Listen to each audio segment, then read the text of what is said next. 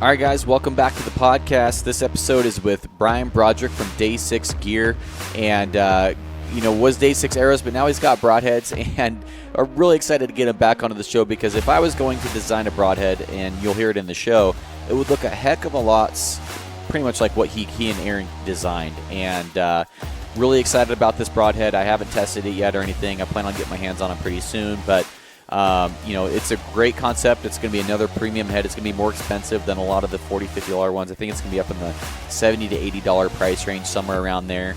And for guys that are looking for another premium option in the market, this is going to be a great option for you. Brian goes over some ideas on why, and I pick his brain on the design and steel that he uses, and just the detail-oriented, methodical-driven process of building this head I really appreciate. So as always, guys, thanks for listening, and I'll see you at the end of the episode. But yeah, so you guys did pretty good on your turkey hunts and everything here recently. I saw you guys had some pictures of dead turkeys and stuff. A lot of turkeys killed. I don't really fool with the turkeys that much. That's more Aaron and those guys. I honestly just don't have time to do it right now. So, hell, I got 3,000 or 4,000 arrows to spin every week. So I really can't go turkey hunting. Well, we were talking. Okay, so we're officially recording here now, and so we were talking before for like, I don't know, close to 10 minutes. And for guys that are now, since we're recording, you're gonna hear Brian spinning and checking all the arrows. And go over what you're doing real quick for me, man, before we actually get into the Broadhead part of the episode. No problem. So as I get the shafts in from the factory, I go through and hand spin every shaft, and I sort them in basically 3 categories.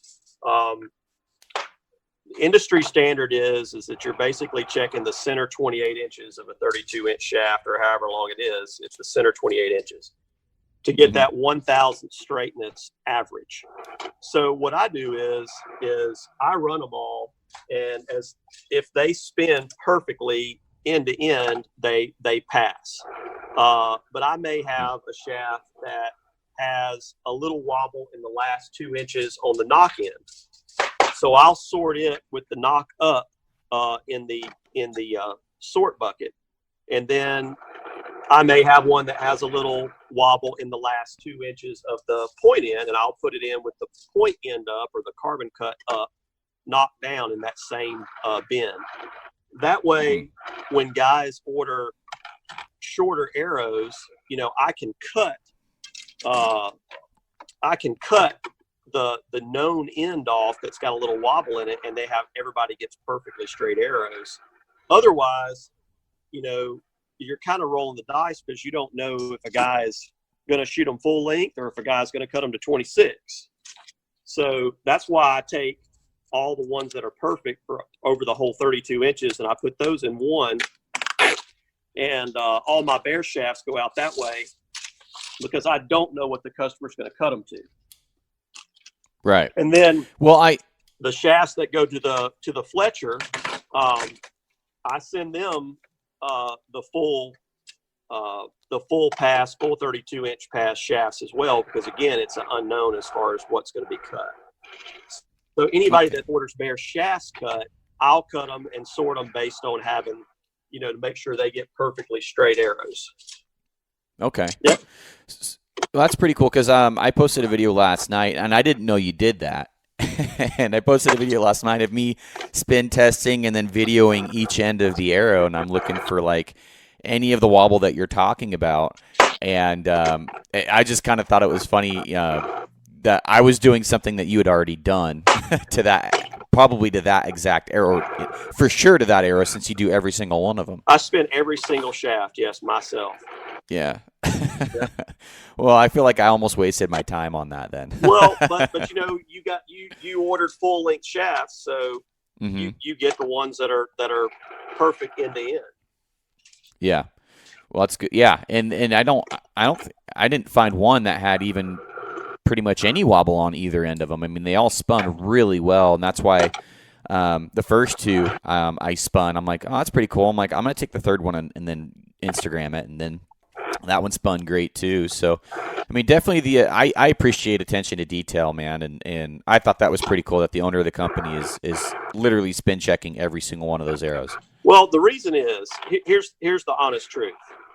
If I just battled and held these factories to perfect 1,000 straightness over the full 32 inches, their cull rate would be through the roof.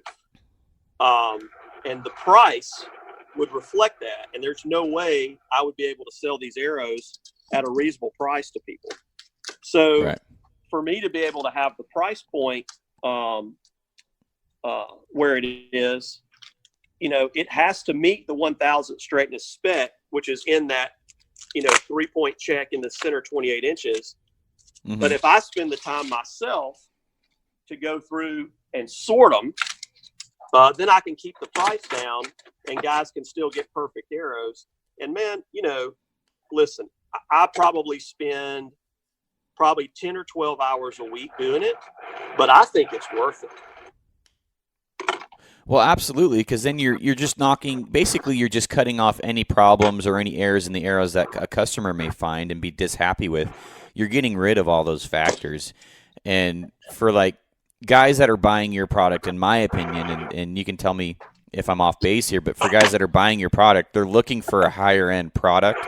They're going to expect more when they buy it, and you're giving that to them by doing what you're doing right here.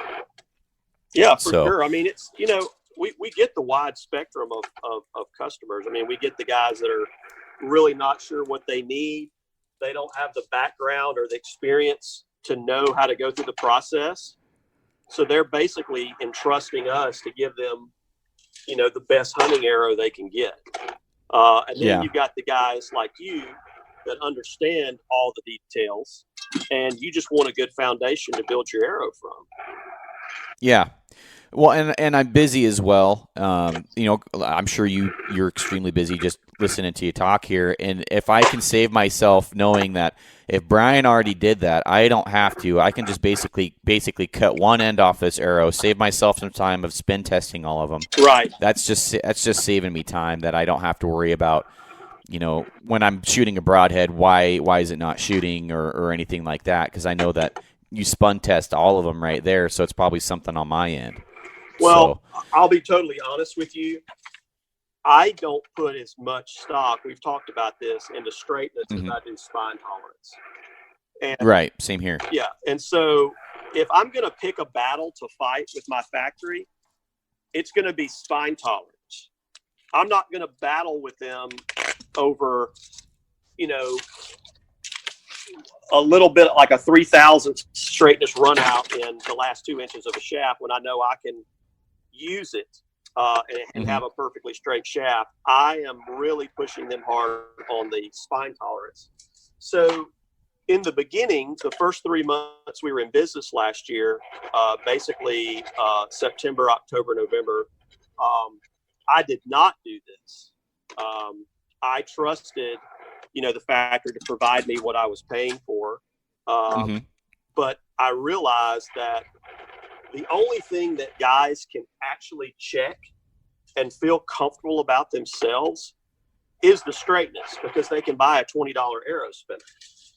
Right. So I feel like, if I'm going to put my name on something, that I'm going to send it to them to where they see it. It's perfect when they get it in the way they can check it. Perceived value, kind of. Yeah, and there's very few guys that can have the equipment to check the spine tolerance, but that's what I am hyper focused on, and that's really where I really hold the factory accountable. But the way we build them, it's I wouldn't say it's easy, but it's easier for these guys to maintain a very consistent spine just on the way I've got them laminating up the arrows. Yeah. Well, I literally in the last podcast, you and I are pretty much identical, as far as the way we think, which makes me feel good because you really know your shit, and so it makes me feel like I'm on the right path there. But the spine tolerance. I was having a conversation with a guy named Kyle the other day. He's actually going to come on to the podcast. And you remember that equation I was wanting about the diminishing returns? Yes. I think he actually already has that or has created one.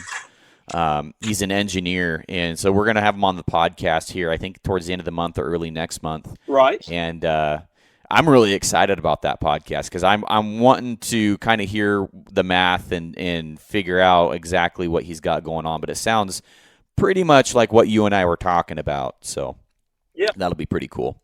Yeah. But well, this podcast is actually turning the corner here about your Broadhead that you came out. And after you and I got off the podcast last time, we talked for quite a while. And I don't remember if you said it first or I said it first, but the way I remember it is like, because you talked about doing a Broadhead, I'm like, my perfect Broadhead would be the bleeder up front like a dirt nap, and then a very similar design to an iron will. And then you're like, well, I've got something pretty much coming around the corner. Yeah. And I was like, oh, sweet. And then I, you told me that, no, don't go shut my mouth everywhere about it. So I've had to I have had to keep it hush hush, and now I can talk about it, and I'm kind of like super excited to pick your brain on it and to introduce people to something that I would consider one of the best designed broadheads out there. Yep. And I'm not just saying that to stroke your ego. I think if I remember the conversation correctly, I told you what I was thinking of a broadhead, and then you pretty much said that's what we're building. Yeah, well, I asked you. I said, because you asked me about it, and I said, well, before we get into the conversation, describe to me your perfect broadhead. If you were going to design your own, describe to me your perfect broadhead. And so you basically described it, and I can't remember if I sent you a picture or not. No, but I said, well, you've just described the head. So you got all hot and bothered then, and then I had to talk you down off the ledge there because you were you did. You were ready to get them in your hand right then. So. Okay, that sounds pretty accurate because okay, you've got a better memory than I do. If we ever hang out together, you're gonna be like, man, you're an idiot. You're so spacey.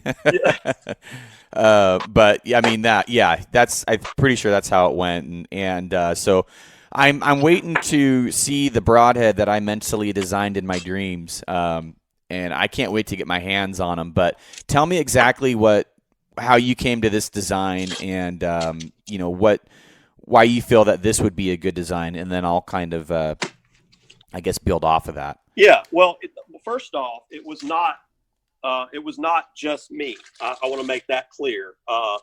This was a collective process between Aaron Snyder and myself. A lot of arguments, a lot of debates over fine details. But with regards to the overall concept, shape, design, I mean, it was the same exact conversation you and I had. It was, we had the same dream broadhead in our head, and so that was the easy part. So, one of the things that Aaron wanted to do, well, let me just back up. So let's start with the overall shape. Is that what you want to talk about first? Sure. Yeah. Just basically, because for guys that haven't seen it, it looks like an iron will with the bleeder of a dirt nap. Yep. The position of it. And I didn't like the angle of the iron will's bleeder. I wanted something that kind of was a little bit softer angle. That's right. And if you look at your head, you've made a less steep angle off the bleeder, and you moved it farther forward. But I guess what would be your reasoning for going with the shape and with the bleeder versus no bleeder? And there's some things about this broadhead I didn't know you were going to do with the replaceable blades and stuff like that. So I'd love to pick your brain on that too. But yeah, I guess just go into the overall design and why you kind of went with that body, the blade. I want to get into it all. All right, no problem. So first off, the most important thing is to establish, what a broadhead is supposed to do and how a broadhead kills effectively. There's no other way to word it than that. Okay. So a broadhead causes death and trauma by hemorrhage. It is, you are 100% trying to bleed out an animal quickly. The most effective way to create hemorrhage and to slice organic tissue is razor sharpness. Okay. So if that was not the case, we would be getting surgery with hatchets and cleavers instead of scalpels. So number one, the most important thing when it comes to a broadhead is sharpness. I don't care what anybody else says. Shoot them into steel, block, concrete, whatever the hell you want to do. If the damn thing ain't sharp, scalpel sharp, it's all for naught. Okay. So that's the number one thing. So that is achievable, but it has a lot of factors that contribute to it. Number one, what type of steel, how the steel is made, the different content of the different components to achieve some steels, let's just call them, they're more chunky, and other steels are more powdery. And so, of course, the chunky steel is going to be harder to maintain or harder to achieve a scalpel edge than like a powdery steel. Does that make sense? It does. Okay. It does. Yep. But you've got to have strength in that steel, or it's not going to hold up. So there's all these things. You're basically trying to get 10 gallons to fit in a 5-gallon bucket. All right. So, okay. And there are steels out there that will do what you want, but they're expensive. Okay. And they all have trade-offs. You may have one that's just tough as hell. You can sharpen it like crazy, but it may end up being brittle because it's chunky. And I'm using very general terms, of course. And it'll rust. So there may be another steel that may be, the perfect steel to get the perfect edge. It may not be as tough. It may break, but it will hold an edge because it's a powder form. So you've got to go through basically these 4 points and try to find the perfect steel to fit in those 4 points and basically achieve those 4 characteristics or responsibilities that steel has to do to perform the best blade. So we'll come back to the steel, but that's kind of the hard part. Is that's kind of the first thing you've got to get into when you're trying to achieve the sharpest edge possible. Okay. So then the other thing is one of the 4 things is that steel being able to maintain its edge. Basically, how tough is that edge going to be? Will it roll over? Will it dull faster? Will it stay sharper longer? That kind of thing. Okay. So one of the things that contributes to a blade maintaining its edge is blade angle.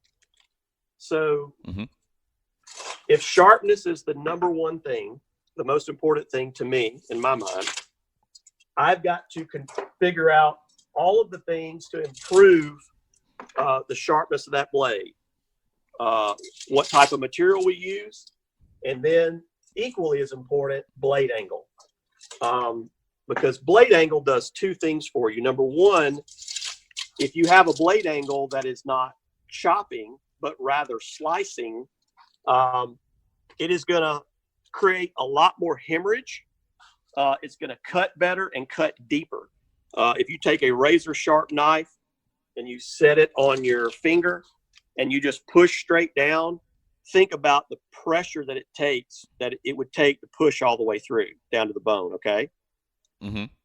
But if you take that same knife and just hold it at the end of the handle and just use the weight of the knife itself and draw it across your finger, it'll slice it right to the bone. And that's Mm-hmm. why you hear slicing, because that's what you want is a blade to slice, not chop. So blade angle is super important for creating better hemorrhage, deeper wounds, but it also is super important to maintain the sharpness longer.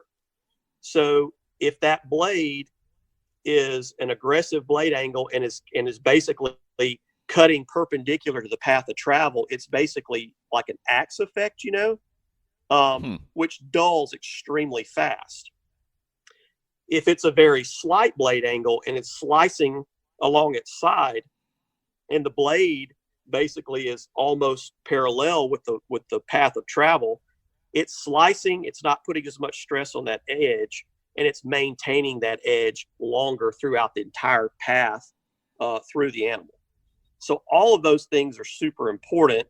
Again, it's 10 gallons in a 5-gallon bucket. You've got to figure out what's going to spill over and what's the most important to keep in there. Right. So what we did is we knew, Aaron and I both agreed right off the bat on the shape. We both love that convex, continuous radius shape. Number one, it creates the best of both worlds. You hear guys talk about a Tonto tip for strength. Well, if you look at a convex shaped head, like an old Maasai spear type shape, if you look at that shape, it starts with like a Tonto tip shape, but then it gradually transitions around to a very low blade angle. So when you hear guys say the greatest broadheads are the 3-to-1, 3 inches long, 1 inch wide, it's not because of that size is the factor. That has nothing to do with it. A 3-inch long broadhead with a 1-inch wide blade has a very slight blade angle that travels parallel with the path of the arrow. So, and that was, when broadheads were first being made, that was the easiest way to achieve that blade shape. So now you can take an 1.5 inch long broadhead with that convex shape. You can accomplish a very durable, tough, like Tonto tip, if you want to call it. That's just the term, but a tougher, point. But then you can very gradually, easily transition around, and now you've got that same gentle blade angle to slice like a 3-to-1 head. So it's kind of the best of both worlds. The other thing is a rounded shape, a radius arced rounded shape is very superior with regards to strength. A rounded shape is stronger than a straight line. That's why dams are arced. Does that make sense? It does. I never thought of that, though. Yeah. So anything strong, structural you ever see, it's always arched. You've always got all the supports are arched. Bridges, barrels. You could take a barrel with the same material and make it square, and it wouldn't hold. It would bulge out and break. But if you put it in the round shape, and it's stronger. So a radius shape is always stronger. The only reason, well, I'm not going to say this, but a lot of the reasons that broadhead manufacturers don't use that shape, it is very expensive to have made because it's expensive to grind and sharpen, because you have to build a jig that goes into the grinding and sharpening machines. Mm-hmm. And most of those are set up for straight lines. Can you imagine having to build a jig and a program that's going to have to follow a continuous radius and maintain a perfect edge? very difficult to do.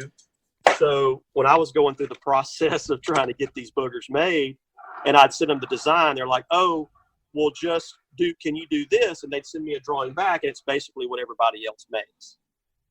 Mm-hmm. Tonto tip shape, then a straight line, and you've got straight lines they can sharpen from. That's not what I wanted. So that was one of the main challenges we faced having these things produced.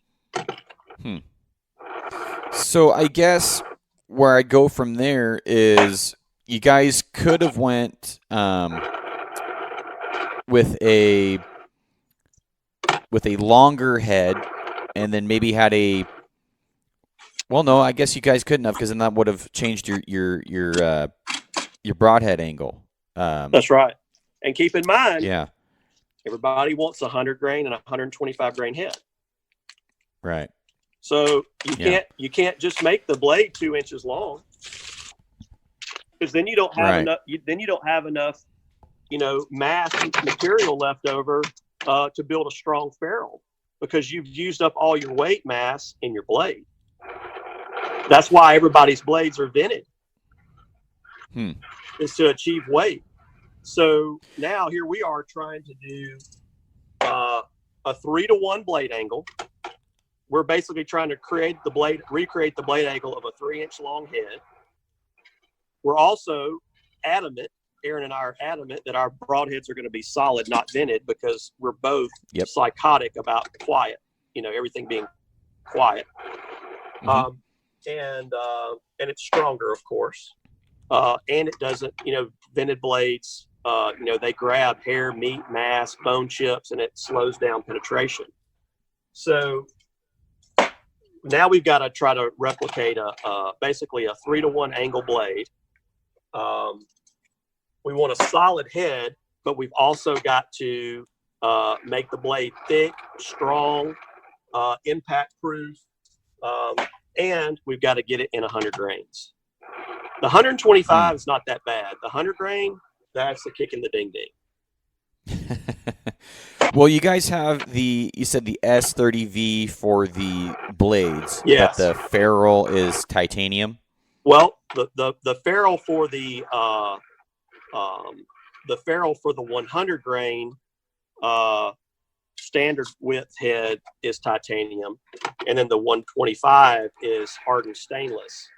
And then when you go to the wider head, the 125 is titanium ferrule, and then the 150 is the hardened stainless. The tempered or hardened stainless, whatever terms people are familiar with, it's the strongest it's the strongest setup you can use. It's stronger than titanium. Titanium achieves a great strength to weight ratio.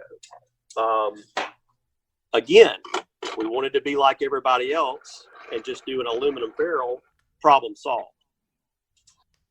Mm-hmm. But there's no place in my mind for aluminum in a broadhead, because there's just not enough mass material there to provide strength. Aluminum is strong as long as you've got enough mass of that aluminum there. But with a small broadhead ferrule, there's no way to create that strength because you're having to cut it, notch it, drill holes through it, taper it, thread it, and there's not a whole lot left. Yeah. Well, I'm glad you guys went with the non-vented as well, because I'm of the same mindset where I want quiet, and I feel like anything vented or any extra space in the broadhead is going to slow it down or grab that flesh. And I just, I don't know. I'm totally on board with this broadhead. It's funny, but the back of the blades, you can see where it comes back over the ferrule a little bit. And is that where would it come actually sit over the arrow? No. And that's all right. So let me back up. So for everybody that's seen the pictures on the old interweb, Aaron Snyder basically does all of Day 6's Instagram, social media stuff, because he's very good at it. It's what he does for a living. And I'm not. I have to run 2 companies, and I have to work. I have a family. I can't do this. Well, Aaron's job at Kafaru is, one of his main things is managing marketing and social media. So he's already engaged in doing this. So it's easy for him to basically stay in the loop, capture photos and posts from our customers. And what he can do in 15 seconds would take me 15 minutes. Oh. So I sent those, prototypes to Aaron, and he posted them because he just was so excited. But those were very loose prototypes. So for people that saw them, there's some gaps between the blades. But that was our very first basically test to see how the fit was going to be, what the actual weights were going to be compared to what the computer told us. It was just a rough form. We made quite a few of them because we wanted to test with them and hunt with them. We didn't care if there were some tolerance issues for that, because we knew that that's part of the thing that we were going to have to, tweak. That's the whole point of building, 50 prototypes and shooting them and hunting with them. So, there's not a lot of people that do that. Most people design their head, they have it made, and what they get is what they get, So, So anyway, we wanted to build basically a field testable prototype that we could hunt and shoot. And that's what we did. So when he put those pictures out, it is like, if I sent you the final set, you would probably not notice the difference. The average guy would not notice any different than the pictures. But one of the things is, yes, we had to slide the blade forward a 30 seconds of an inch because it was hanging past the back of the ferrule on the prototype. There was some where the tip of the ferrule plays out at the bleeder. There's some daylight there. So we had to extend the ferrule, like a 1/16 of an inch to make sure everything fit perfect and was covered. Additionally, I noticed that if we did extend that ferrule a little bit farther forward and encapsulated a little more of the base of the bleeder, it would make it that much stronger, which was very appealing to me. So that's why we ran a rough prototype first. So that's what you saw. And we made, let's say, 5% changes that no one would really ever notice. Okay. Yeah. So you're saying the back of the blade no longer hangs over where the arrow would connect to the end of the ferrule. That's correct. Okay. Yeah, it's flush. It's flush with the back of the ferrule now. Yeah, I would never let anything like that go out. And because when I saw, I'm like, awesome, and then I'm like, well, then the things that you just pointed out, I'm like, okay, I'm like, I didn't know how close you guys were to having a final prototype. In Aaron's video, he's like, this is one of the final prototypes, we're getting there with it. Yeah.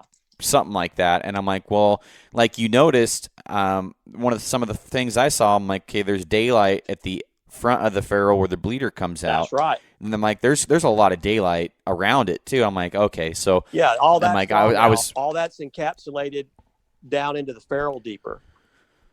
Cool. Yeah, because that was something I'm like, I don't know. And then I'm glad to hear you guys already addressed that before you came out with them. Yeah, you can't just go off of what an engineer draws, send you a picture of, send it off and get it milled and go, I hope it works.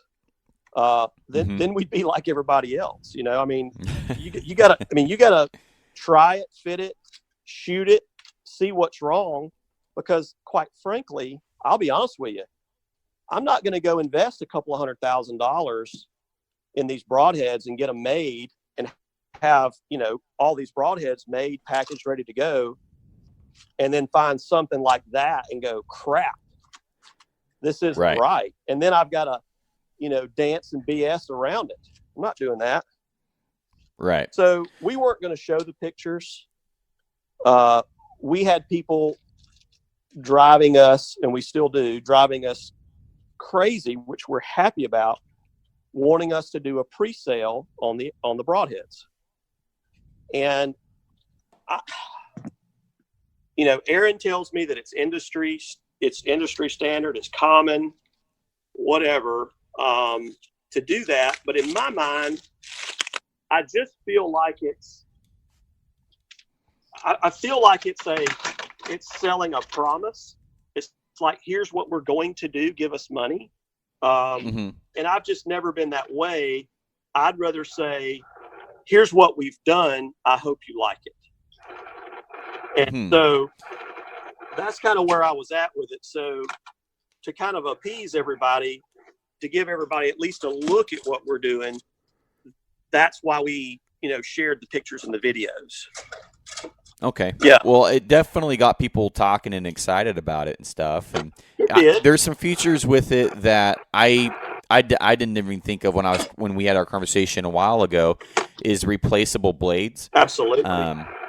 I've always considered replaceable blades with a lesser quality of steel, or a weaker head or something like that. But you guys are using the higher end steel, but also using replaceable blades. And I've always, right or wrong, I've always had it in my head, replaceable blades, probably not as durable as just a single piece construction, like a cutthroat or something like that. Yeah, you're talking about a one-piece machined head.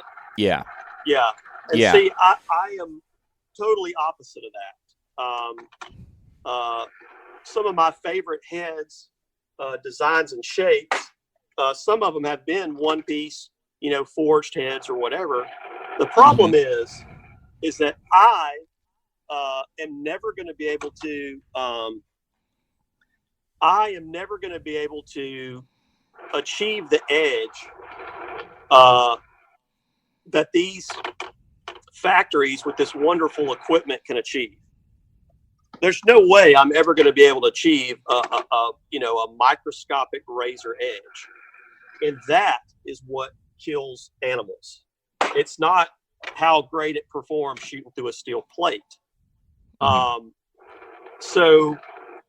And I'll tell you this, when it comes to breaching bone, again, the number one factor for breaching bone is sharpness. I'm telling you, it is sharpness. It's not any of the other things that you're thinking. The sharper blade will breach bone better every single time, period. And it is proven. This isn't me coming up with it. I mean, this is totally proven. So the only way to really truly achieve that is with a replaceable blade broadhead. The other thing is that with these one-piece heads, there's no way that they can achieve the tolerance that we can achieve by machining a ferrule to 1/1000th tolerance, plus or minus 1/1000th. It can't be done. And then the blade, the ferrule, everything is machined to 1/1000th tolerance. And so when you put it together, you're talking about maybe a 2,000 or 3,000 fudge factor just on fit, to where these one-piece blades, heads, I mean, we've talked to these factories, they're not going to give you any guarantee closer than 10,000 as far as tolerance. And normally they can't hit that.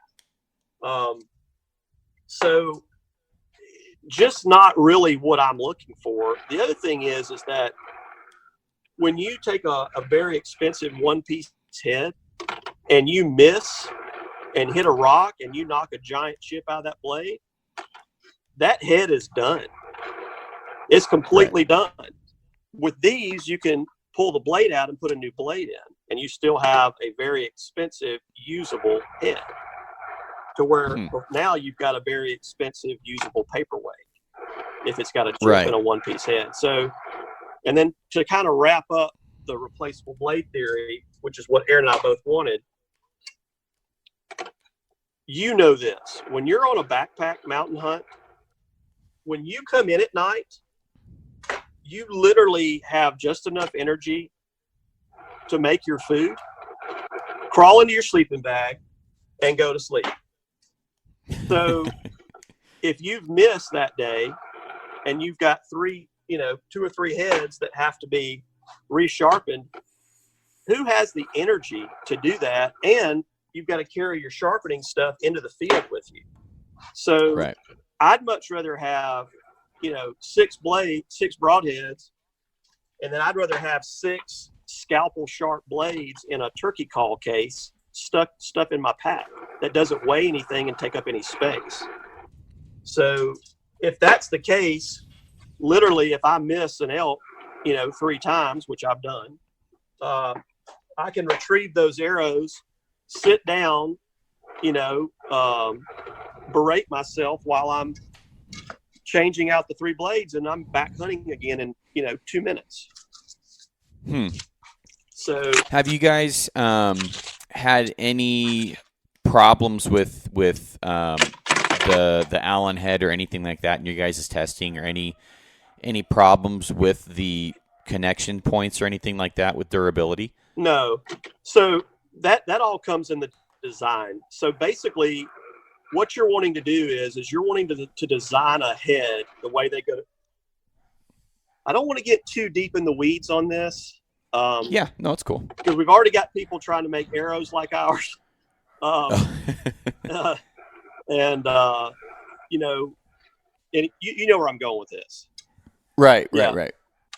All I would say is the Allen screw, it serves one purpose, and that is to basically allow for the blade to be changed out and index it and hold it in place, but there's no structural value or there's no structural demands placed on the screw. Does that make sense? That does make sense. Okay. Yes. There's a lot of them that you have these great heads, and the whole strength of the head hinges on this tiny little Allen screw. And anyway, that's all that's all I'll say is that's just the purpose of it there. Okay. Well, yeah, because I always get a little wheezy when you start adding pieces to a broadhead. I'm like, yeah. So, but that's just from personal experience with prior broadheads. But yeah, well, I had a design that did not require a screw, but it wasn't as strong because my dream was to do it where you could change it out without having to deal with an Allen screw. But there was no way to achieve the same strength that we've got with this design. So, I mean, we've been working on this for a couple of years. It's not like we just decided recently to do this. Yeah. I honestly thought the Broadheads would be available, would be our first product. Really? Yeah, that's how long I've been messing around with this. Oh shoot. Yeah. So I guess what would be some other questions is because I'm not a metal expert, but I've always heard most guys are going between 50 and 60 for a Rockwell. That's correct. Where are you guys at with your Rockwell, and why did you choose that? Well, I'm not a metallurgist or of that either. So I have to trust the guys that do know. And fortunately, I've got some great guys to lean on. That know their stuff inside and out, and it's what they do for a living. And so to achieve what we felt like the best strength was to be between 58 and 60, and that's where we are. So if I had to give an average of our Rockwell hardness after our heat treatment process, it's 59. So okay, yeah, and so that seems pretty strong. We heat treat the ferrules as well, the stainless. Okay, that was going to be another question. Is do you guys heat treat them? Because I've heard there's a lot of benefits, and this is just from like you listening to the guys that know what they're saying. Yep. That heat treating is a very important, and then not always performed on heads. That's correct. Normally it's. I mean, I'd say it's more often than not done. Really? Yeah. Well, it's damn sure not done on heads with aluminum barrels. Well, have you guys tested penetration versus other similar heads like the Iron Will or the Dirt Naps or blades without bleeders or versus 3 blades? Have you done any penetration tests with these things yet? We have. Awesome. What'd you guys find? So I'm not I'm not ever going to talk about another product. Mm-hmm. I'm just not going to be that guy to do that. I'm not going to compare mine to others. I know that is what the internet is for. So I'll let them do that. What I would say is that with all the testing we've done, we are extremely happy with what we have, and it performs exactly the way we hoped it would. Okay. So if it didn't, they would not be going into production. Okay. Yeah. Well, I know I believe you're friends with Bill and everything. Yeah, So there's there's respect there, and I appreciate that. And it's for some guys that are out there on the internet, I'm sure they're like, well, you're just stealing or copying. I'm like, I don't know. There's a lot of different technology. I'm not saying technology, a lot of different design going into this thing, just looking at it. And granted, the shape of it is probably more like an iron will, but where the bleeder comes in, the size would be more accurate, not the shape. I'd probably have to agree with that too. Obviously, just looking at it. But it's also similar to a dozen other broadheads that same size. That's true. Yeah. Well, the ones that it's getting compared to are the ones that are, I think, probably in the price range, and your price range is actually a little bit cheaper. Yeah. Which getting under that $100 probably was a little bit of a challenge, but especially with the material you guys are using and stuff. Well, this is the way I look at it. Okay, so when I started this process, when I first started it and first started doing the research and talking to factories and different companies to help us with this, I thought these heads were going to be $150. Oh, Jesus! Because what most of these factories are used to are guys coming in saying, okay, we want to buy, 1,000, we want to have 1,000 barrels made, and we want to have, 3,000, 1,000 blades made and 1,000 bleeders made. And so that's the volumes they're used to dealing with. And so the pricing is reflective of that. So when you first start the process and you're dealing with companies that are catering to the outdoor industry and catering to basically other broadhead companies, you're getting small volume pricing. So I realized very quickly, this crap ain't gonna work. I know why some of these heads are $100+ I get it, but I also know that there's similar products in other industries that are a third of that. So what I did was looked outside of that, outdoor, close-knit outdoor broadhead manufacturing type group and went into some other industries, if you will, and started researching my product and trying to get it made in those areas, those industries. And then, of course, also I knew that I had to be able to give them some pretty substantial quantities to make it work. Hence paying an extremely high amount of money to get 50 complete prototypes made, to be able to test, measure, stress test, shoot, do everything we want to do before we, went and built 15,000, but at a time. So, but that's what it was going to take to get a high quality head to where people could actually afford it.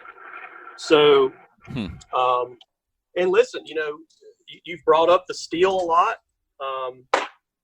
We use S30V. It's what, after our research and talking to the people that we rely on for, help and insight. I'm not going to say who some of these people were, but if I did, they're very highly respected people in their field that specialize in this type of stuff. S30V kept coming to the top, kept coming to the top, kept coming to the top. The only thing that it was basically a lesser performer on than A2, which A2 steel was the other steel that kept coming to the top. The only thing that the S30V underperformed on was impact toughness. But that was done in its raw form, not heat treated. Okay. Mm-hmm. And when I say that it underperformed, what I've realized is that knife makers, the knife making industry, people in the metal industry, fine metals. If you think we geek out on details, these jokers take it to a whole nother level. I mean, they fully, come out of the nerdery. So when I start talking to guys, they're like, yeah, well, the S30V, is not going to be as tough on impact as the A2 until you heat treat it. But then when you heat treat A2, it's strong too. But what you're doing is, once you start the heat treating process, however you do that, you close that gap.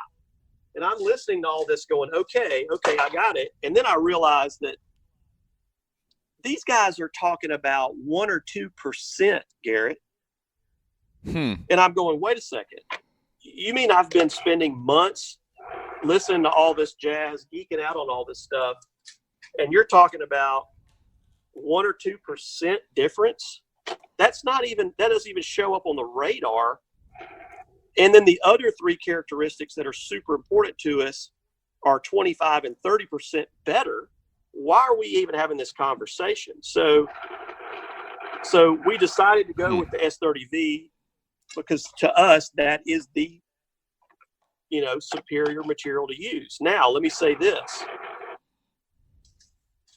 It would have been super, super easy to go with the A2. And believe me, I was tempted. Because number one, it's what a lot of our competitors use. So there's really no change there. Number two, it is half the price. Number three, it is readily available at every single factory that makes blades. Okay. Mm-hmm. Everybody has it. When we went to the S30V spec, it basically wiped 90% of our options off the table with regards to blade manufacturing.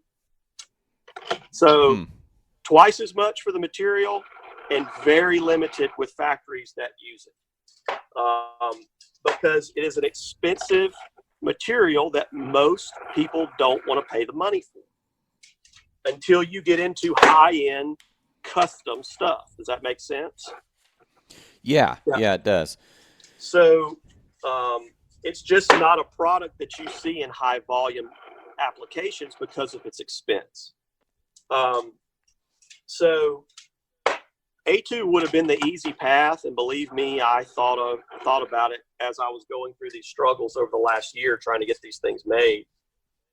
But we knew what we wanted, and we weren't going to bend from that, and we weren't going to stray from it. So that's why we went the direction we went. So the advantage. I find that really interesting because, not to cut you off here. Ahead. I was talking to Luke from Tooth of the Arrow Broadheads. So go ahead. Yeah. Well, Luke, I was talking to Luke, and we were talking. He's the owner of Tooth of the Arrow, and I was like, "Why do you see so many broadheads coming to the market every year?" And he's like, "Because for most people, the cost of entry is pretty low. You just tell them what you want, the design you want, and then you're done." And he's like, most guys are just coming up with a simple design and just hitting the market with it and trying to have good marketing. And paraphrasing there, but he's like, basically the cost of entry is pretty low. For you guys, it doesn't sound like you went that. Well, it definitely doesn't sound like you went that route. You guys are putting a lot of money into the front end to get what you want on the back end. Well, let me say this, not brand specific, but it would scare you to know how many of your favorite broadheads are all made in the same factory. It is. Uh, It is. It is. Once I got into this industry and started figuring it out and realized that lots and lots of these people all go to the same company to have them made, I was sitting there going, man, there is no way I'm just going to fall in line and just keep doing the same thing. If I'm going to do that, I'm not going to make one, you know? So these companies, yeah, you can, one in particular, I mean, you can go to them and, you know, get 500 heads made. So yeah, there's no barrier of entry there. Once you get up with the materials and the design like what we're using, you can't go into those, you know, basically, you know, piggyback factories where they're just piggybacking off what somebody else is doing and have yours made. You actually got to go out and source it with stuff outside the industry for the most part. That's interesting. This whole I want to process go kind of kick in the butt. I can tell you that. There was many times that I thought, man, this just isn't worth it. Well, you guys, obviously, it's been probably 2 years at least in the idea or the making of this Broadhead. Then, yes, oh for sure. Yeah. I literally thought we would have the Day 6 Broadheads be our first release, not the arrows. Because I thought the arrows, you know, getting the logistics and manufacturing done on those would take a lot longer. And, you know, where it took a year, the Broadheads took 2. I'm curious to talk about the bleeders a little bit, and the main reason I wanted to put that bleeder farther forward is pretty much the same reason you guys did, but you guys probably got a little bit more in depth with it, is I wanted to open up a hole sooner so the rest of everything could pass through. Yeah. Before we get into that, let's button up that last conversation, go ahead. Because a lot of what I was saying there was more of the negative attribute type stuff. I want to kind of tie that up before we move on. So with regards to our choice of blade steel, we had four characteristics: impact toughness, how easy it is to sharpen, how easy it is to sharpen, edge retention, how long it will retain its edge, okay, and corrosiveness. Those were our 4 things: whether it's going to rust or not, how long it will maintain its edge, how easy it is to sharpen, and how tough it is. So in corrosiveness or non-corrosiveness, edge retention, sharpenability, it blows the others away. With impact toughness, it's within 2 or 3%. So of the A2, I'll just use the A2, okay, because that's what people keep referring to. So once it's heat treated, it's within 2 or 3% of the A2.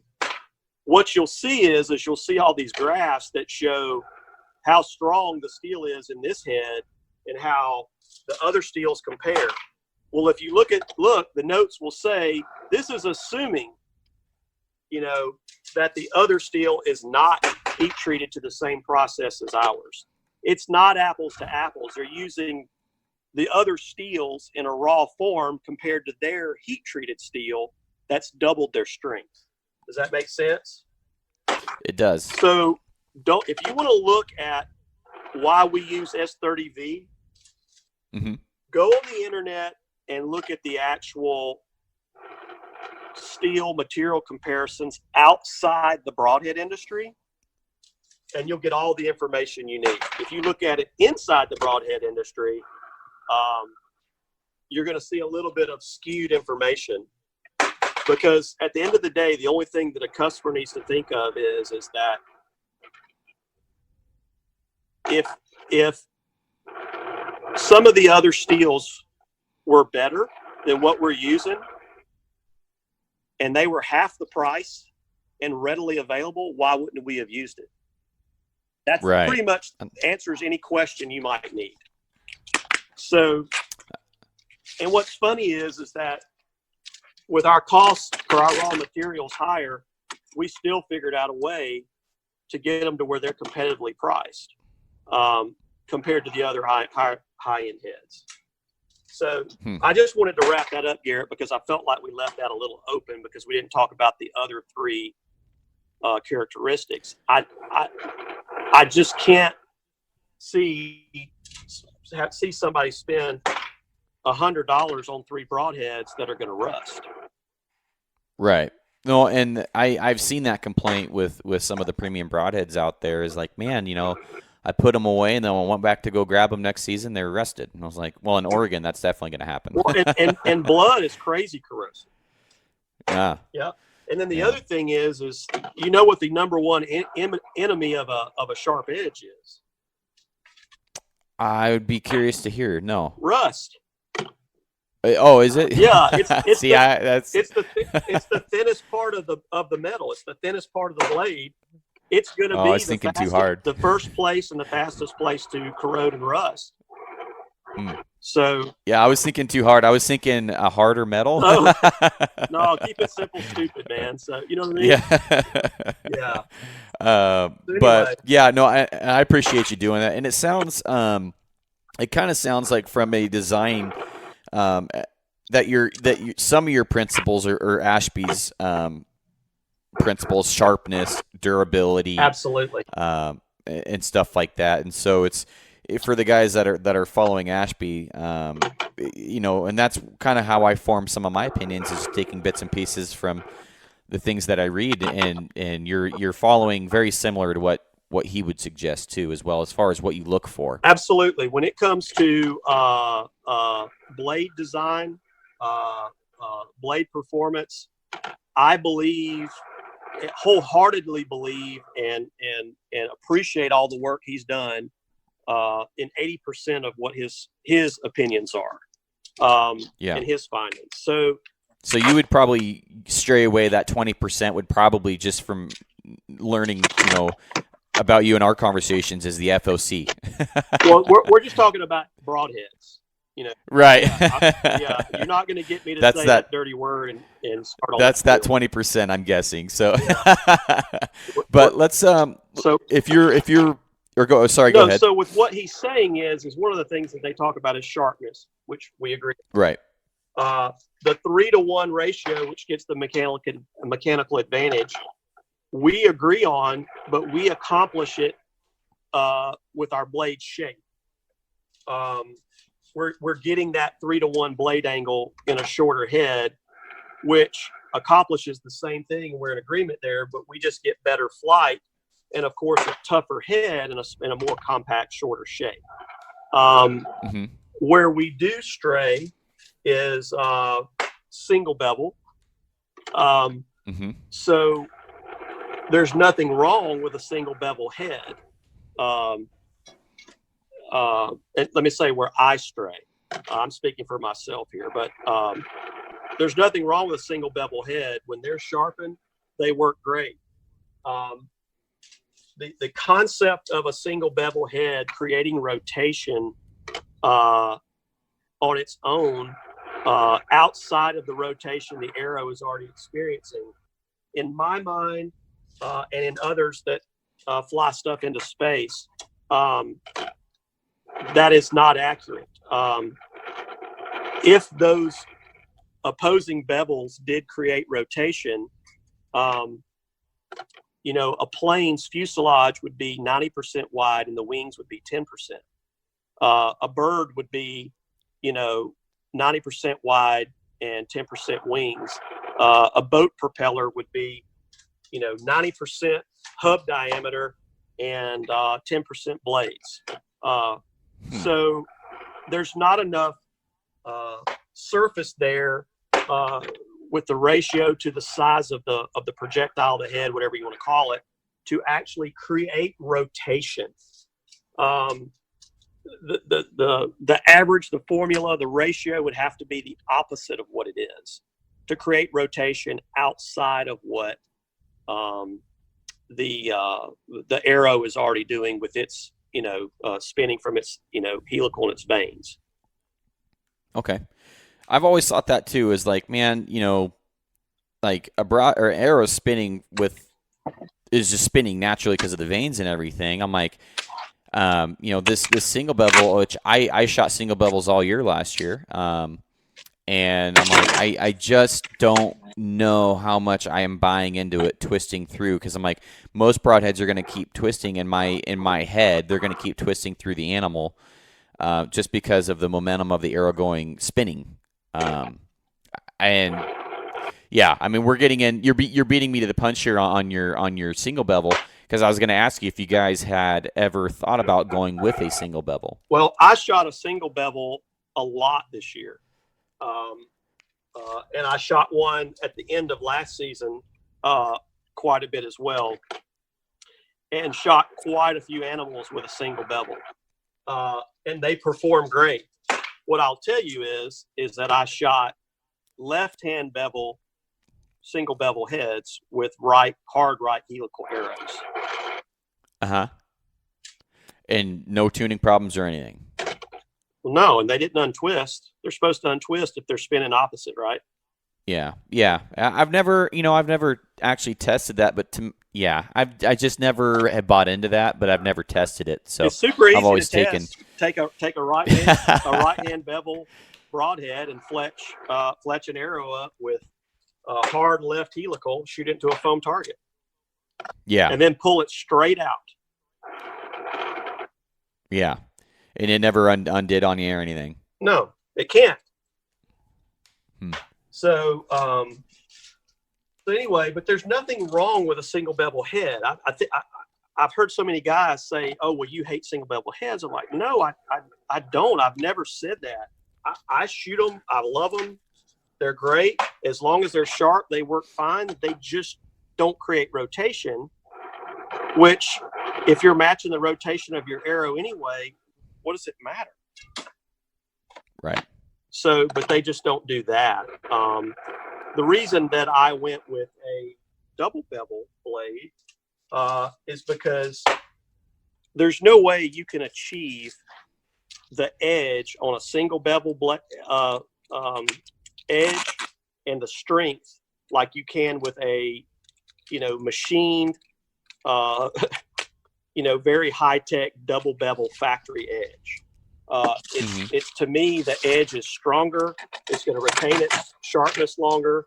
It's certainly more durable for rolling over, and it's done in a very sophisticated way with sophisticated equipment to achieve scalpel sharpness. That's what I'm trying to achieve, is scalpel sharpness. Yeah. Well, I guess I'd like to bring you back to the bleeders then. Okay. I see. I've been detouring you off the bleeders for 30 minutes now. I mean, well, I've always wanted to have the bleeders up on the front like the old like the dirt naps have, yep. and I think having that extra cut going, basically perpendicular to the actual blades, creating a bigger hole for everything else to pass through would help increase penetration. But again, I've got limited testing with all that stuff. This is just coming from my own thoughts. What are your biggest reasons for wanting to have the bleeder up front? Okay, so number one, to me, the reason to have a bleeder, if it's not as wide as your main blade, one of the main reasons to have a bleeder is to open up a path and wound channel for the ferrule and the arrow shaft. So you reduce friction and drag as it's passing through. Same kind of concept with how our micro diameter arrows work. You have a little bit wider, the widest point of the arrow is right at the broadhead where it meets the outsert, and then everything behind that is a smaller diameter, so there's no contact. So you're eliminating friction and drag. So to me, the most important reason for a bleeder is to open up that channel for the ferrule and the arrow behind it. So if you take that bleeder and you stick it at the back of the broadhead, the ferrule has to open itself up with pinch pressure and drag until it gets to that. Okay. Mm-hmm. So that's going to increase friction, drag, and reduce penetration. So that's one reason. The other thing is that when you take the bleeder and you slide it all the way to the back, now you don't have room to elongate the bleeder to achieve that 3-to-1 low blade angle that you're wanting to create a slice effect instead of a chop effect. So when you put the bleeder at the back, the bleeder has to be super sharp front to back, really wide, and it's almost sticking straight out 90 degrees to the ferrule and to the path of the arrow. So what happens there is it's creating an incredible amount of drag being at that harsh perpendicular angle. Number two, that angle is contributing to that bleeder dulling very, very quickly because it's chopping through hair and meat and all instead of slicing along its side. And at that harsh angle at the back, it's grabbing material, hair, meat, bone, and whatever, and it's dragging it through, killing penetration again. Now, we're cutting hairs. You realize that. I mean, I was trying to design what I felt was the perfect broadhead and make 10% improvements across 3 or 4 things. So those improvements would collectively add up to a better performing broadhead. Right. So I mean, it's not like you understand what I'm saying. I'm not saying that all these other things are bad. We're just trying to make that finite tweak or improvement to have a really durable, strong, well-performing head. Right. But we're doing it small increments at a time in different categories. Well, I'm interested in the fact that you haven't brought up the fact that for blood or for increased wound channel. Is there anything there? Obviously, in my opinion, having those bleeders there's a reason they call them bleeders. Is I wanted to get more of a consistent blood trail than a single bevel would leave, and I know there's a lot of factors that go in to blood trails and whether they leave blood trails.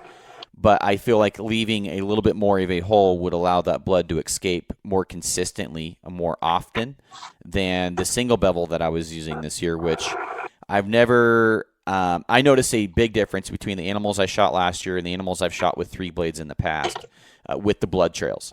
That's right. So what you're saying is all 100% accurate, and it's not that you're not really looking for that bleeder to be your saving grace and cut that organ or artery or whatever that your main blades didn't, because the odds of that thing rotating through and not cutting, the main blade not cutting, are pretty slim. So, but there is that outside chance, of course, that the bleeder saves you, but it's very minuscule amount of time. So what you're saying is 100% accurate. What I like about a bleeder is that it's opening up a little larger path for blood to escape and get on the ground. Okay. But if I have the choice of shooting a head that's got a poorly designed bleeder that, say, has a bad angle, harsh angle, and is going to restrict penetration to where I don't get a complete pass through, I'm going to choose a head without that particular bleeder. So for me to design a bleeder, I've got to design a bleeder that's going to help open up a channel for blood loss, but it can't do it at the detriment of penetration, because to me, penetration and a pass through and 2 holes is what it's all about. I am a two-hole guy. I had to be able to design a bleeder. Yes, I want that bleeder to help open up that channel for wound loss, for blood loss, I mean. but I don't want to do it to the detriment of penetration. So to do that, you've got to have a very, very low blade angle like the main blade. And if you look at our bleeder, it has the same blade angle as our main blade. It's elongated. It's not aggressive blade angle at all. And it's ahead of the ferrule, which is opening up and, lessening the friction and actually improving the penetration. So if a bleeder improves performance, I'm all for it. If a bleeder is not properly placed or designed properly and restricts performance, I'm not for it. I'd rather just shoot a 2-blade. Yeah. Well, have you guys thought about not going with a bleeder for folks that just don't want them, and then doing a single piece construction, like basically just doing the body? No, because I was kind of in that camp to begin with, to just build a 2-blade. That's what I've always liked. But I do know what the benefits of a properly designed bleeder are, and I wanted to try to accomplish it. If I couldn't accomplish it, that was going to be the first thing to go. So again, 10 gallons in a 5-gallon bucket, something's got to spill over. If we couldn't get it all in there, and the bleeder was one of the issues, I would have eliminated it. But once we got everything set up, I was so happy with what we were able to achieve with the bleeder. I almost wouldn't want to get rid of it now. Right. Well, I personally would much rather have the bleeder, much farther rather have the bleeder, just from my personal preference and experience with the animals that I've shot. It almost gives me a peace of mind knowing that I'm increasing my likability of getting better blood, or blood sooner, or more blood for a blood shell. Because over here at the coast, and I've talked to a few broadhead manufacturers like that literally said, we don't care about blood shells. If they fall 100 yards from where you shoot them, who cares? That makes no sense. I'm like, well, you've never hunted the Oregon coast then, man. Like, well, no, it took me if hours. Anybody that would say that has never bow hunted. So I'll make that statement, because, if you're not setting up a broadhead and arrow system to achieve a complete pass through and leave blood on both sides of that animal, you've not bow hunted enough to know what you're talking about. And if you want to say I'm an asshole for saying that, that's fine. I don't care. That is a cold, hard truth. We're not shooting animals with a gun. We're shooting them with a bow. They are going to run away. They are going to move from the time you release the arrow and the arrow gets there.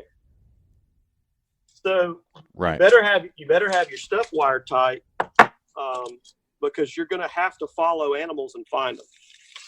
And if you hit them right, I can't tell you how many hundreds of animals I've shot that have not run 40, 50 yards and fallen over dead. That's the perfect shot. That's what we all strive for. But there's hundreds more that I've had to trail because they've moved or I've made a poor shot. We're humans. Yeah. It does happen. So you've got to set yourself up for worst case, not best case.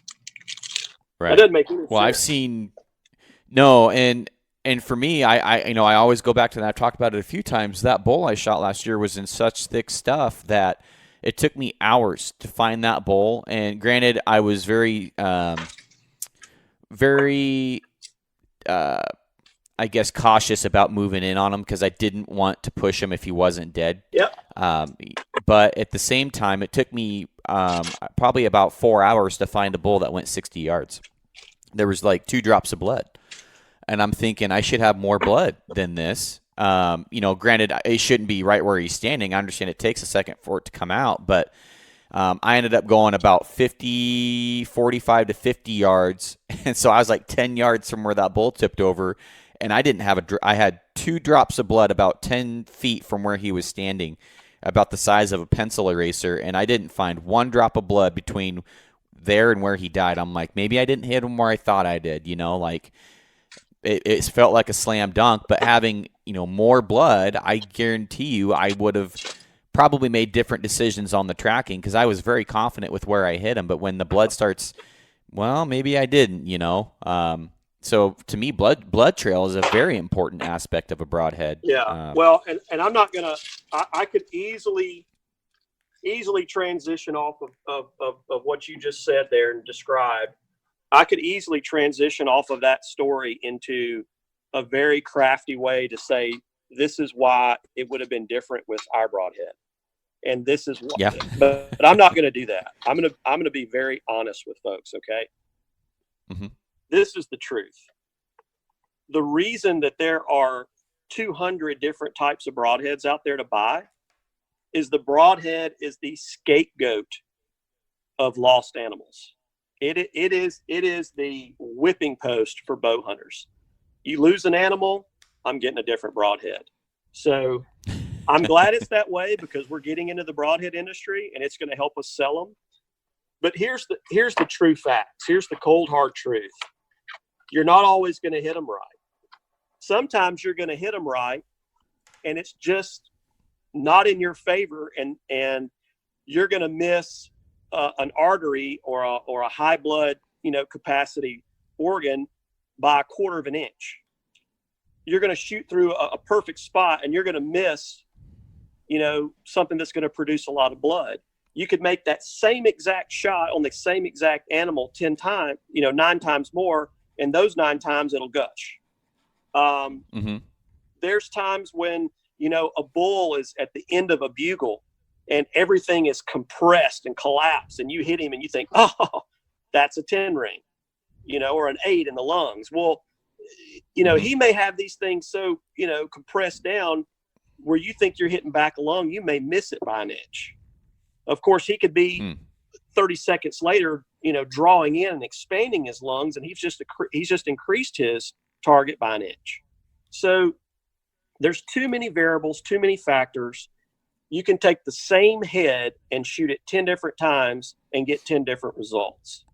So I want people to understand that there's no magic bean. This is bow hunting. Shit's going to happen.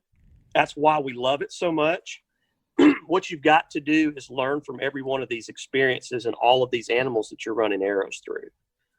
Mm-hmm. So why are we producing a head if that's true? 100% I'll tell you why. We are built from the same cloth you are. We are obsessive about our stuff. We have an incredible amount of respect for the animals that we chase. And if we think that we can produce a head that is going to create, increase our odds or increase our success by 1%, damn it, it's worth the investment to us. And so that's, that's the way we're built. And I'm a firm believer in increasing your odds, no matter what, 1% at a time. So, let's say that our head is 5% better than 10 other heads out on the market that people commonly use. Let's say that our arrows, by their design, everything there, are 5% better. Well, let's say that there's some things that you can do or put on your bow that are going to increase your success by 5%. Well, if you do that 4 times, that means that instead of losing, 2 out of 5 animals, you go back to losing 1 out of 5 or none. So if you can incrementally increase the efficiency of your setup, small percentages at a time, it adds up. And I always look at it in volume because I shoot a lot of animals in the South. So if it means that I don't screw up on 2 out of 10 animals and I recover all 10, it's damn sure worth it to me. Right. Because one of those 2 could be the biggest animal of my life. And not that there's any more value on that animal than the other, but it damn sure is going to, reduce the amount of torture and hardship and misery that I'm going to put myself through afterwards if I lose something. Right. Well, there's nothing worse after losing an animal and knowing that you could have done something more on your end. Yeah. And, I just hate that. And that's that's been a big reason why I've shot so much, and I've tested or used so much and tried so much. But really, I've put an emphasis on my abilities and then using the gear to further expand my capabilities. And I don't know, man. I guess I totally agree with that there. And to build off of that, I guess with today's market and the climate of companies entering in right now, for every one of your broadheads or every one Iron Wills or name another premium broadhead out there, there's 20 gimmicky ones that are made with just crap parts and just really good marketing. I've always thought that the worse your product is, the better your marketing has to be. That's right. So, and you're seeing it right now. There's, especially with the expandable market, but I just appreciate what you done with this head, man. And I guess in closing, if you had anything you wanted to say, bring it out. But it sounds like a good head, and I'm giving this thing a lot of clout early on without even shooting it. But I'll definitely be buying a pack from you and doing my own testing with it and stuff. And I don't know, I just appreciate the attention to detail, man. I know what it takes to really go through all the finer points and stuff, and it's just I really appreciate the detail on it. Yeah, well, it was certainly challenging and frustrating getting to this point. But it was fun. I mean, I've enjoyed the process. I feel like every time I do this, I'm getting a little better at understanding kind of how to navigate these waters of getting things produced. And, as we continue to develop new products in the future, hopefully it'll become maybe a little easier process for me, where it's easier for us to get out things to the consumer sooner instead of it taking so damn long.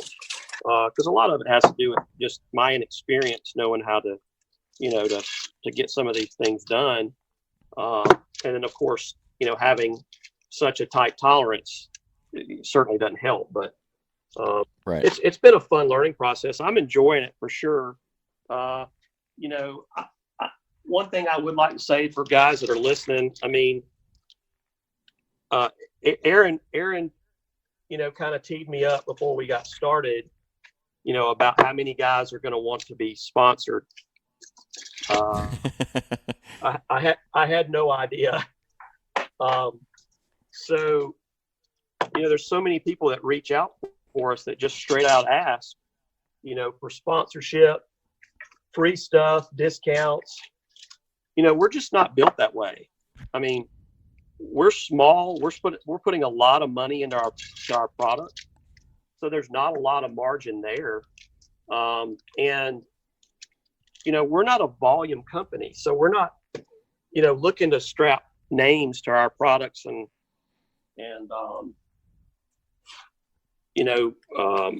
use that as a way to, to move the, product. We're wanting the actual, arrow and broadhead or whatever we produce to speak for itself.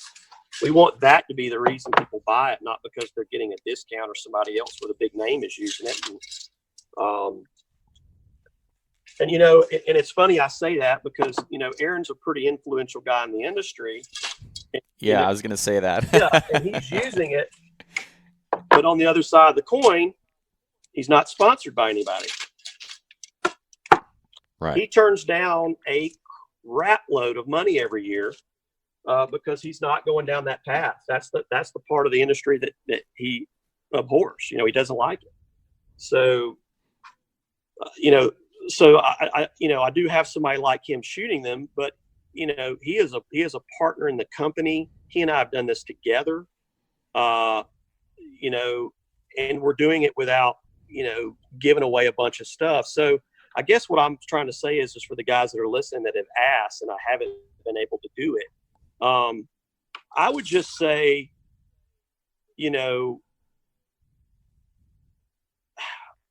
please understand why I don't want anybody to have any hard feelings because I didn't put enough value on their following or their influence or whatever. That's not the case at all. We just can't do it.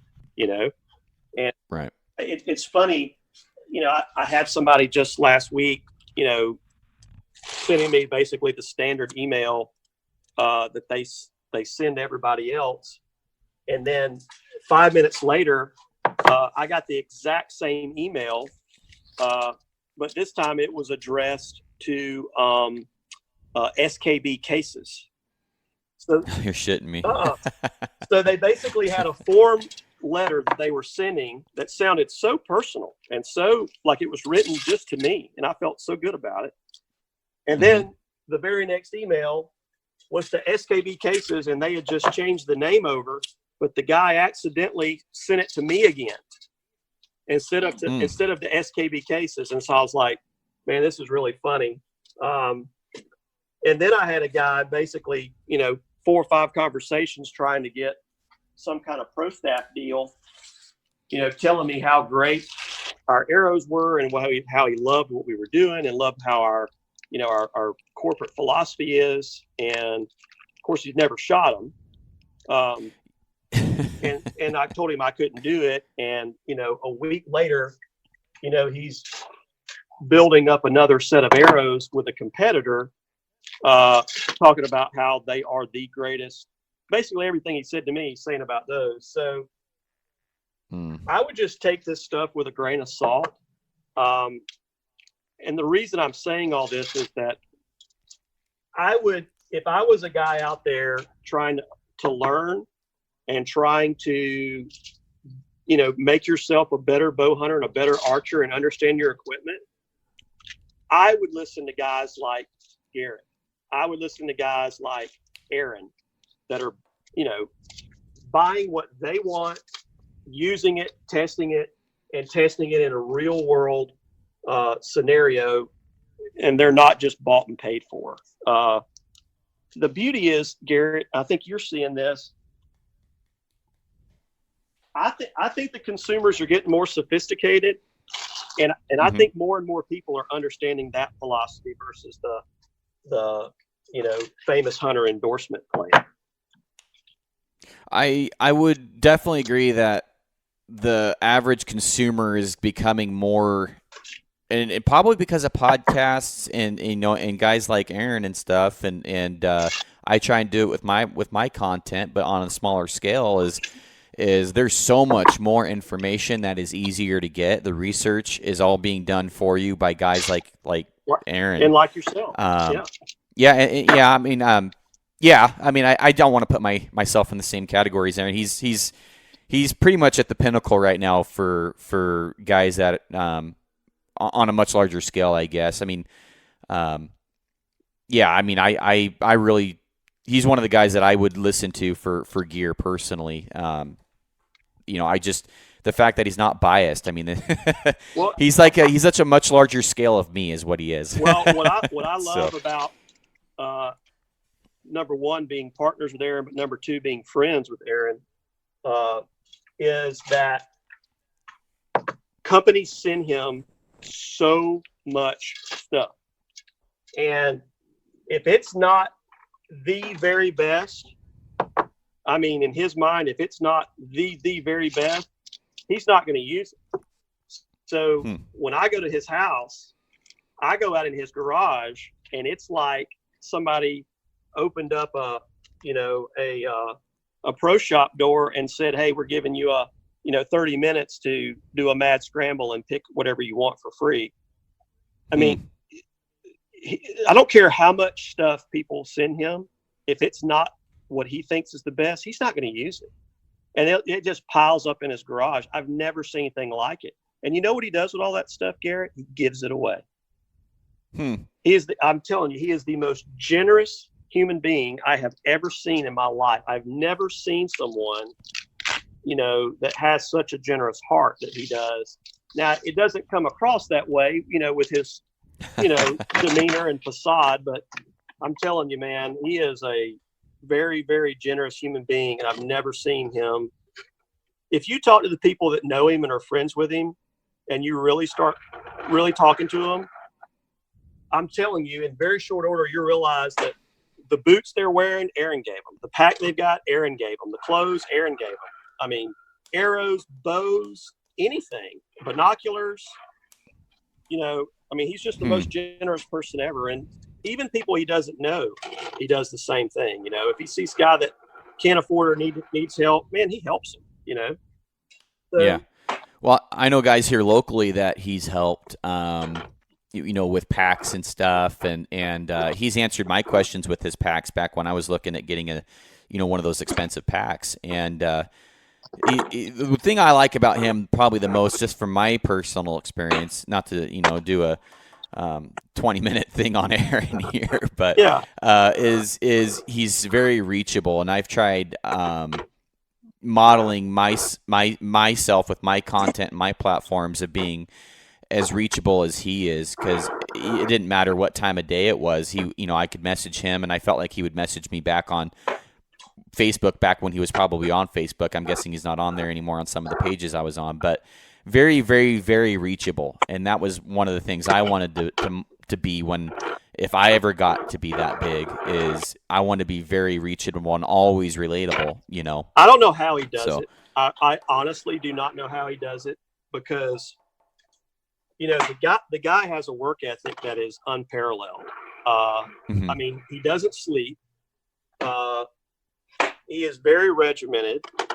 He gets however many phone calls, emails, texts, DMs in your mind you think he may get. You're not even close. And if you see him, he's always kind of hunched over. It's because he is constantly on his phone, answering questions and talking, to people, helping them. I've never seen anything like it. I mean, it's there's not a lot of people out there right now that are like him, that will answer the same call, message, whatever, from a guy he doesn't know, the same as he would with somebody he does know. I'll be honest with you, it's almost a disadvantage to know him, because he feels like if he knows you and your buddies, he can get away with putting you off. It's the people that he doesn't know that he responds to immediately, Yeah. So anyway, I could definitely see that. I hope more guys like him come to the surface. And I consider you one of those same guys. I consider the guys, Cody and Trent and Wes and those guys at Born and Raised, I consider those guys the same kind of quality people. And I hope more people like that rise to the surface in this industry, because that's what it's going to take to keep us afloat. Yeah. Well, hey, I appreciate that, man. And thanks for coming out, and I'll be sure to do a review on it whenever you guys start selling them. So I guess with a couple final questions is, where can guys get them and when will they ship? Yeah. So Day 6 Gear, everything will be on there. Or Aaron will post on social media, Instagram, whatever, when we're going to have them ready to ship. Our plan is to, I don't know when this is going to release, but our plan is to, have them loaded up on the website by the end of next week, and have them available and ready to go. That is the plan. Okay. But I'm not going to do it unless everything is perfect. Everything's just the way I want it. Perfect. Yeah. Perfect. And one last question for you, Brian. How many arrows did you get through while we did this podcast? Let's see. Almost 600. Holy shit. Yeah. Not bad, huh? That's pretty good, man. You were rolling that thing pretty much the whole episode. You got me wondering. Yeah. No. This is what I do. So this is basically lunchtime. So as you know, I run a construction company. So, and I've done that for 25, 26 years. I'll usually come here in the mornings, get myself kind of together, see what I need to do today, what's most important. And then I'll, go to work. And then I usually come here, right around 11. And I usually spend my lunchtime here, 11 to 1, either, working on bare shaft orders that guys have that need to be cut, or doing this, sorting arrows. And then I spend the early morning times on the weekends. I spend them here doing this as well, and then try to get back home and get going once the family starts stirring. Yeah, yeah. So, well, all right, man. Well, I appreciate your time. I know you're a busy guy, but You bet. yeah, looking forward to these heads, man. And I'll try and get that arrow review up. Hopefully by the end of the weekend. If I don't kill a bear, it should be pretty easy to do it. Sounds good. So, all right. I'll see you later, man. Thanks, bud. All right, thanks for listening, guys. If you haven't yet, please be sure to check out the onpointpodcast.com. So subscribe to the newsletter on there. And I have, it's not going to be spam. It's not going to be a bunch of emails that you don't care about. It's going to be what I'm up to, future projects, future videos, future podcasts. And then also, hopefully, if I can work with companies and finagle a way to get discounts for the listeners, would really like to give discounts for the gear that I believe in or the gear that I'm currently using, so you guys can save some money. Gear gets expensive after a while, so any 10, 15, 20% discounts, they can add up, especially if you're buying lots of it and trying it out. So as always, guys, I appreciate you listening to the show, and I'll see you on the next one. Bye.